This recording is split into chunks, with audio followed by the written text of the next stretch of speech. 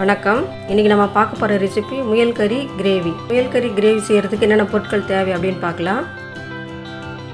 முயல் கறி 1 கிலோ, எண்ணெய் 150 ml, மிளகு 2 ஸ்பூன், நல் சீரகம் 1 ஸ்பூன், கசகசா 1/2 ஸ்பூன், பெருஞ்சீரகம் 1/2 ஸ்பூன், வெங்காயம் 2 பெரியது, தக்காளி 2 பெரியது, பச்சை மிளகாய் 3, இஞ்சி பேஸ்ட் 1 ஸ்பூன், பூண்டு பேஸ்ட் 2 ஸ்பூன், மஞ்சள் தூள் 1/4 ஸ்பூன், மிளகாய்த்தூள் 3/4 ஸ்பூன், மிளகுத்தூள் 2 ஸ்பூன், தனியாத்தூள் 2 ஸ்பூன், கரம் மசாலா 1/2 ஸ்பூன், கொத்தமல்லி தழை தேவையான அளவு, கறிவேப்பிலை தேவையான அளவு, உப்பு தேவையான அளவு, தண்ணீர் தேவையான அளவு. கிரேவி செய்வதற்கு தேவையான மசாலா முதல்ல நம்ம ரெடி பண்ணிக்கலாம்.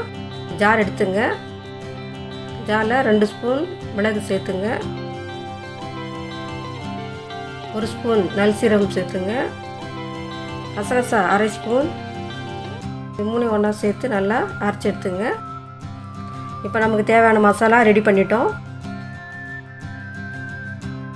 இப்போ அடுத்தது வானல் வச்சு நம்ம தாளிக்கலாம்.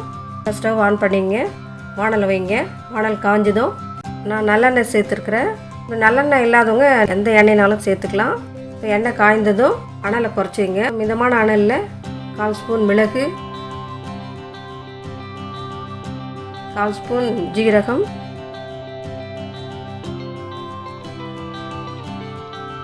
1/2 ஸ்பூன் பெருஞ்சீரகம் நல்லா வறுந்த பிறகு நம்ம வெங்காயத்தை அதில் சேர்த்துக்கலாம்.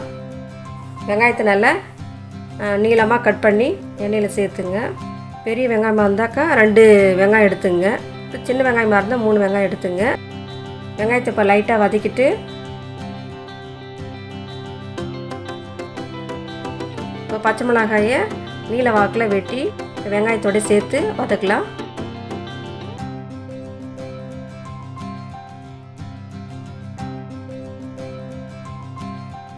அடுத்தது கருவேப்பிலை சேர்த்துங்க. இப்போ 3 நல்லா வதங்கட்டும். இப்போ வெங்காயம் நல்லா வதங்கின பிறகு 1 ஸ்பூன் இஞ்சி பேஸ்ட் சேர்த்துங்க, 2 ஸ்பூன் பூண்டு பேஸ்ட் சேர்த்து நல்லா வதக்குங்க. நல்லா வாசனை வர வரைக்கும் நல்லா வதக்குங்க.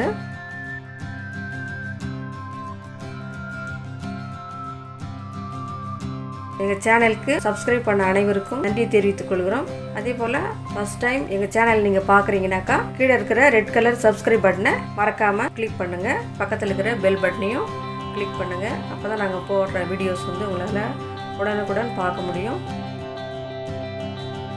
நல்லா வதங்கின பிறகு தக்காளி நல்லா நீல வாக்கில் சின்னதாக நறுக்கி நம்ம அந்த வெங்காயத்தோடய சேர்த்துக்கலாம். சேர்த்து நல்லா வதங்கட்டும். சீக்கிரமாக வதங்கிறதுக்காக நம்ம கொஞ்சம் உப்பு போட்டு நல்லா வதக்கணும். தக்காளி நல்லா குழையிற அளவுக்கு நம்ம நல்லா வதக்கிட்டே இருங்க. இப்போ வெங்காயம், தக்காளி, இஞ்சி பூண்டு பேஸ்ட் எல்லாம் ஒன்றா சேர்ந்து நல்ல ஒரு குழகுழப்பான ஒரு பதத்துக்கு வரும். அது வரைக்கும் நல்லா வதக்குங்க. இப்போ பாருங்கள் நல்லா வதங்கிடுச்சு. இப்போ நம்ம 1/4 ஸ்பூன் மஞ்சள் தூள் சேர்த்துக்கலாம், 2 ஸ்பூன் தனியாத்தூள்,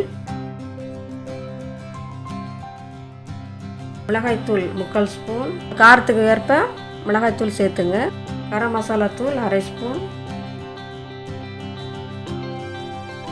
எல்லாத்தையும் ஒன்றா போட்டு நல்லா வதக்குங்க. மசாலா தூளுடைய வாசனை போகிற வரைக்கும் நல்லா வதக்குங்க. நல்லா எண்ணெயில் நல்லா வதங்கட்டும். ரொம்ப அதிக நேரமும் நம்ம வதக்கக்கூடாது, ஏன்னாக்கா அடி பிடிச்சிரும். நல்லா வதங்கிடுச்சு. இப்போ சுத்தம் செய்து வச்சுருக்கிற கறியை மசாலாவில் சேர்த்து நல்லா கிளறி விடுங்க. எல்லா கறியிலையும் மசாலா படுற மாதிரி கிளறி விட்டு தண்ணி சேர்க்காம மூடி போட்டு வேக விடணும். கறியில் தண்ணி சேர்க்காம மிதமான அனலில் மூடி போட்டு ஒரு 2 நிமிஷம் வேக விடுங்க. 2 நிமிஷத்துக்கு ஒரு முறை மூடி எடுத்துகிட்டு நீங்கள் நல்லா அதை கிளறி விட்டுட்டு மறுபடியும் மூடி போட்டு வேக விடுங்க. தண்ணி ஊற்றாமல் செய்யறதுனால அடி பிடிக்கும். அதனால் நம்ம அடிக்கடி அதை திறந்து 2 நிமிஷத்துக்கு ஒரு முறை கிளறி விட்டுட்டு மறுபடியும் மூடி போட்டு வேக விடுங்க. இப்போ 5 நிமிஷம் ஆயிடுச்சு. மூடி திறந்துட்டு 200 ml அளவுக்கு தண்ணி சேர்த்து அது கூடவே 1/2 ஸ்பூன் அளவுக்கு உப்பு போட்டு மூடி போட்டு ஒரு 10 நிமிஷத்துக்கு வேக விடுங்க.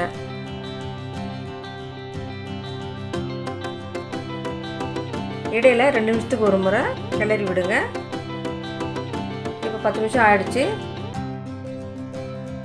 இப்போ கறி நல்லா பாதி வெந்திருக்கு. இந்த சமயத்தில் ஏற்கனவே ரெடி பண்ணி வச்சுருக்கிற மசாலாவை இப்போ சேர்த்து கிளறி விடுங்க. இப்போ உங்களுக்கு உப்பு வந்து கம்மியாக இருந்துச்சுனாக்கா நீங்கள் இன்னும் கொஞ்சம் உப்பு வந்து சேர்த்து மூடி போட்டு மறுபடியும் 10 நிமிஷம் வேக விடுங்க.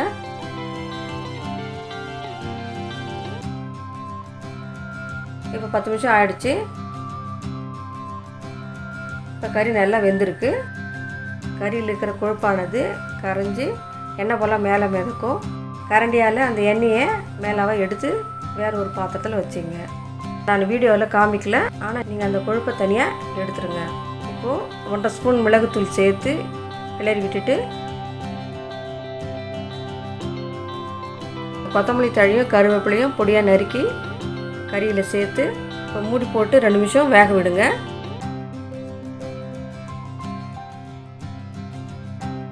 இப்போ 2 நிமிஷம் ஆயிடுச்சு.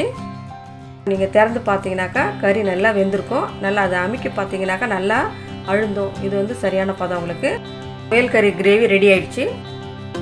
முயல் கறி கிரேவியை இட்லி, தோசை, சப்பாத்தி, பூரி, பரோட்டா, நான், சாதம் எல்லாத்துக்குமே நீங்கள் சைடிஷாக தொட்டுக்கிறதுக்கு ரொம்ப நல்லாயிருக்கும். ஒரு முறையாவது செய்து சாப்பிட்டு பாருங்கள். மறுபடியும் செய்து சாப்பிடணும் அப்படின்ற ஆர்வத்தை உங்களுக்கு தூண்டுற அளவுக்கு இந்த கிரேவியானது இருக்கும். எப்படி இருந்ததுன்னு கமெண்ட்ஸில் சொல்லுங்கள். நன்றி.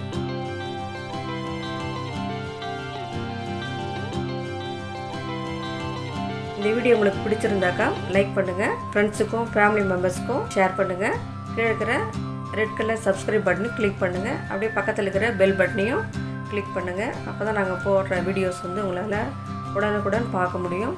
மறக்காமல் சப்ஸ்கிரைப் பட்டனை கிளிக் பண்ணுங்கள். நன்றி.